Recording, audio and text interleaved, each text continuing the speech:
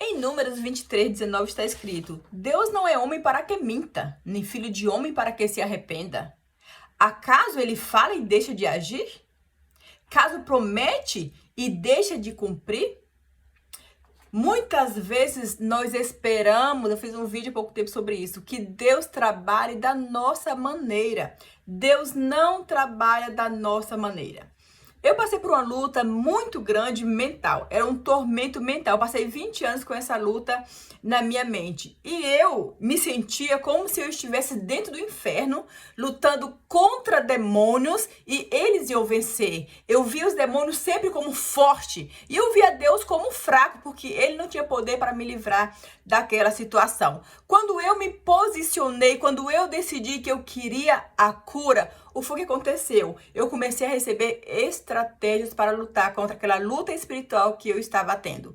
Hoje eu estou completamente curada desses tormentos mentais, mas quando eu olho para trás eu vejo que por que Deus não tirou aquele tormento mental da minha mente com as mãos dele, embora ele teria poder para isso. Se Deus fizesse isso, primeiro, eu não teria aprendido que o diabo, ele não tem poder nenhum sobre mim. Ele só me amedronta enquanto eu não sei quem ele é. Quando eu descubro quem ele é e quem eu sou e quem Deus é, eu percebo que Satanás, ele é um covarde, que ele só faz algo porque nós estamos na ignorância e porque nós não sabemos lutar. Quando eu descubro quem eu sou em Deus, as armas espirituais que eu tenho em Deus, não tem um inimigo que possa me derrotar. Mas se Deus tivesse tirado aquela minha aflição, aquela minha luta com as mãos deles, eu não teria tido essa consciência. Eu tive que aprender a lutar. Deus permitiu que eu estivesse naquela situação, naquele tormento, porque eu tinha que aprender a lutar. E Deus sabia que eu tinha muito medo do inimigo. Deus sabia que eu não conhecia o meu verdadeiro inimigo. Deus sabia que eu não conhecia quem eu realmente era nele e quem ele realmente é. Então, por isso ele me deixou ficar tantos anos naquele deserto. Para mim era um deserto, para mim era realmente um momento de muito sofrimento, mas eu tinha que aprender. Quando eu aprendi a minha lição, eu saí de lá. E hoje, gente, quando eu entro em uma situação difícil, eu já fico procurando o que eu tenho que aprender naquela situação, para eu não ficar mais muito tempo lá. Mas eu só aprendi porque eu tive que passar por todo esse processo e Deus não me arrancou de lá. Graças a Deus que ele não me arrancou de lá. Eu não entendi o trabalhar de Deus. Ele não trabalha como nós queremos, como nós pensamos. Ele não trabalha, Deus é soberano. Ele conhece o futuro, ele conhece o nosso interior, a nossa consciência, o nosso conhecimento. Ele conhece tudo. Ele sabe o que nós precisamos. Ele vai fazer da maneira perfeita, da maneira que nós vamos sair vitoriosos, mas não só vitoriosos, nós vamos sair forte.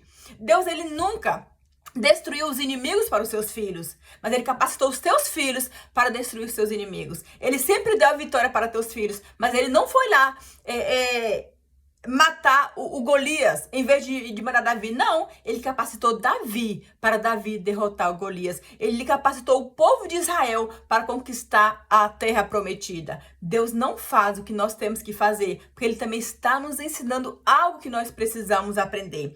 Eu quero ler com vocês aqui Números 13, que diz assim, olha: Moisés envia espias a Canaã.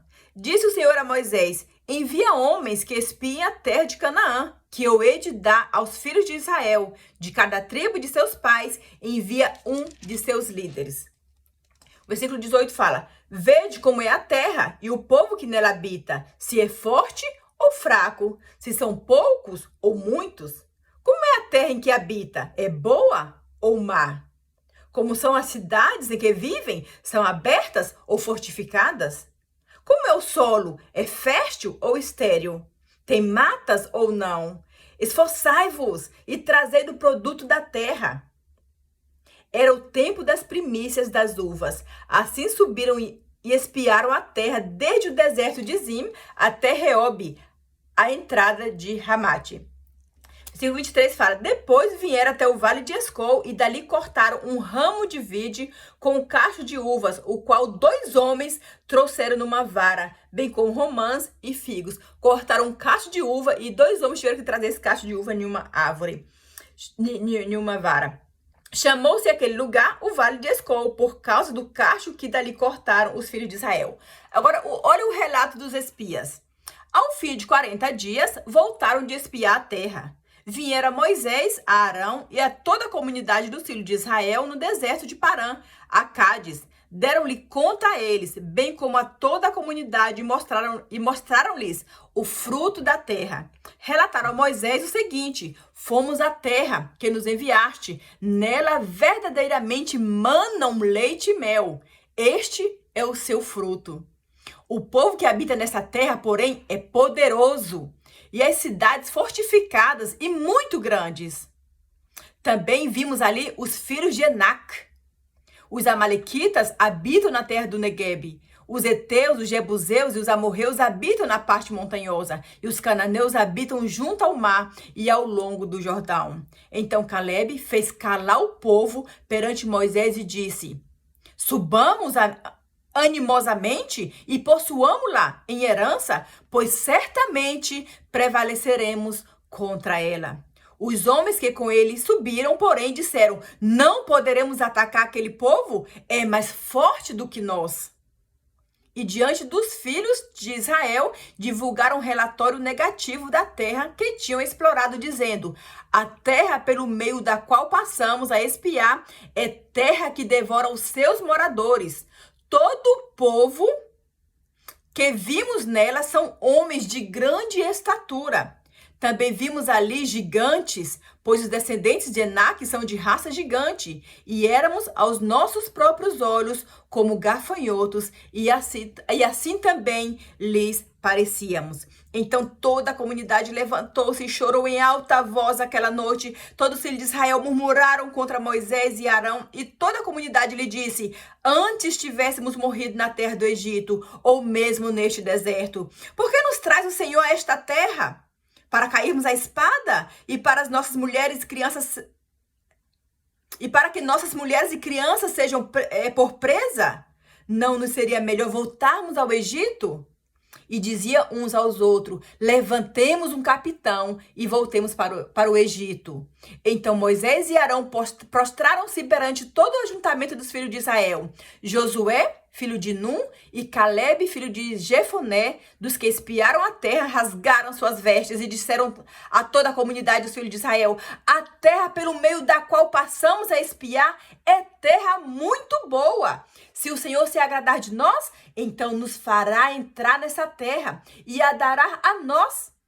É uma terra em que manam leite e mel. Somente não sejais rebeldes contra o Senhor e não temais o povo dessa terra, porque como pão os devoraremos.